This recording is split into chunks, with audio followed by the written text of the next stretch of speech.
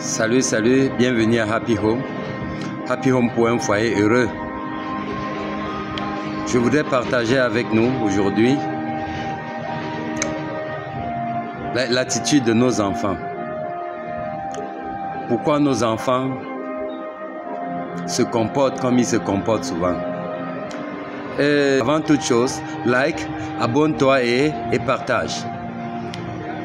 Vous voyez, le mariage, en principe, c'est d'où nous venons. Parce que ce que tu es né, tu as vécu, tu as vu, reproduit exactement qui tu es. Et lorsque nous arrivons dans l'atmosphère du mariage, nous commençons avec nos émotions. Nous ne voyons pas les réalités des différentes fondations où nous sortons. Et parfois l'un avait été molesté, l'autre avait vécu ceci. Nous venons simplement, nous mettons l'émotion au milieu sans comprendre réellement que parfois certains sont encore même malades. Malades de leur passé, malades de comment ils ont été traités en famille. Et maintenant, pensent qu'ils vont produire des enfants bien portants. Voilà la première blague.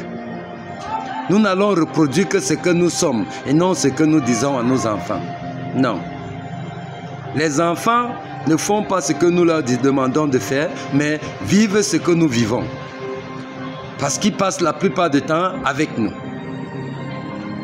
Et avec cette attitude, tout bon parent devrait savoir qu'est-ce qu'il faut connaître pour sortir son enfant dans cette captivité. Parce que chacun dit toujours, j'ai donné le meilleur à mes enfants. Sur quel standard tu déclares que c'est le meilleur? Sur quelle base? Parce que quelqu'un d'autre va me poser la même question là maintenant. Mais ceci, ce n'est pas juste une recherche, une opinion. Et ce n'est pas une opinion. C'est des principes de vie qui nous aident à avancer. J'ai marqué donc ici quelques points où nous devons absolument comprendre si nous voulons avoir une maison sainte et des enfants qui sont bien portants. Parce que la plupart du temps, nous croyons que les envoyer à l'école, leur donner tout ce qu'ils ont besoin, ça fera des enfants. Non. Notre attitude, là où nous venons, définit s'ils seront des bons enfants ou pas. Si je montre l'amour à la maison, à ma femme, c'est ce que les enfants vont manifester dehors.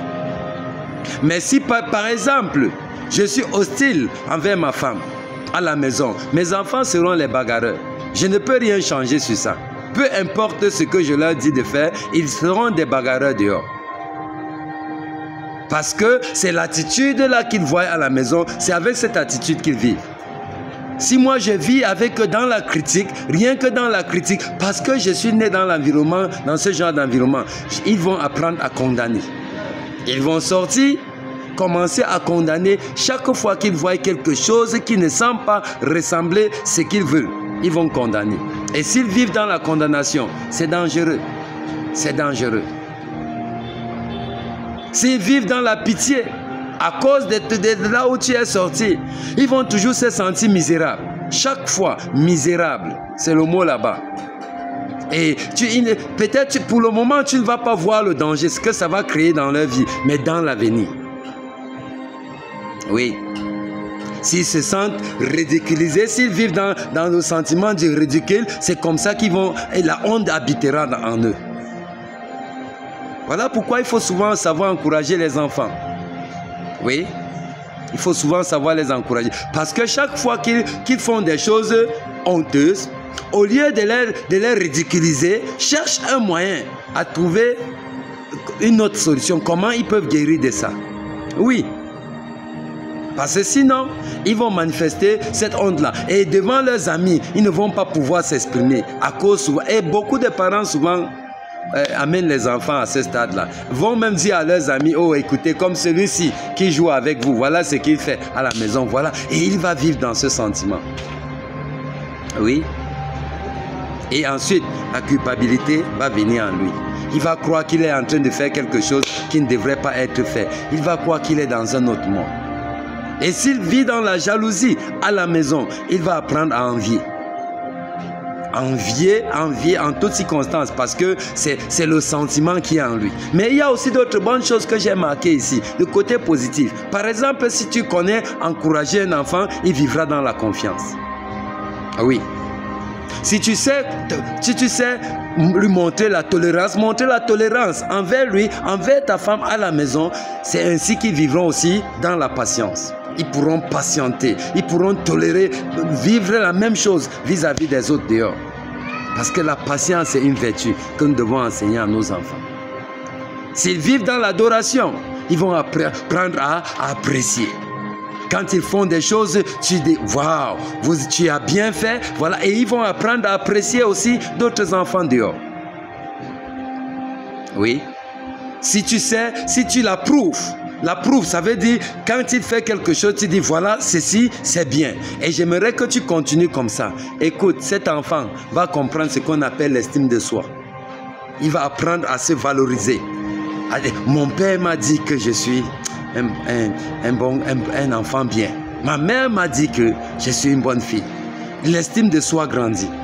Mais toi, au lieu de faire ça, tu es seulement en train de dire « Regarde comment tu es, regarde comment... » Non, non, c'est dangereux. Et il faut comprendre ceci. Avant de commencer à dire où est-ce que vos statistiques, ce n'est pas seulement des statistiques, c'est juste des principes. Des principes. Si tu apprends à accepter ta femme à la maison, accepter tes enfants, ils vont aimer. Ils vont apprendre à aimer les autres dehors. Si tu les apprends la reconnaissance, ils vont savoir qu'il est important d'avoir un but dans cette vie. La reconnaissance, ce que tu as fait là, je marque ce point. Un jour, je vais te donner un grand cadeau. Il va penser, qu'est-ce que je peux faire de grand avec ma vie pour vraiment devenir un homme ou une femme bien. Si tu sais les chérir, ils vont apprendre la générosité. Ici, chérir ne veut pas dire les gâter. Parce que certains parents, dans le but de chérir les enfants, les gâtent au contraire. Ils rendent des enfants inutiles parce qu'ils veulent les chérir. Non, il faut savoir quand utiliser le fouet, il faut savoir quand utiliser ta bouche. Il faut savoir quand les coordonner. Oui. Si tu sais vivre dans l'honnêteté avec eux, ainsi ils vivront aussi dans la vérité, dans la justice. Si tu sais vivre avec eux dans la considération, ils vont apprendre à respecter les gens dehors quand ils vont sortir. Si tu sais les apprendre à vivre dans la sécurité, ils auront la foi en eux, la foi en tout ce qu'ils feront. Et si tu les apprends aussi à vivre dans l'amitié, ils vont comprendre que le monde est un endroit meilleur. Ne pense pas seulement que le mariage c'est mari et femme. Non. C'est les enfants qui viennent, la prochaine génération. Et il est important de commencer à apprendre ces choses. Même si tu n'exprimes pas encore ces réalités, apprends-les. Comme ça, tu peux facilement changer l'atmosphère de ta maison. Like, abonne-toi et partage cette vidéo à beaucoup de familles qui sont dans les difficultés maintenant dans le cadre de l'éducation des enfants. Merci.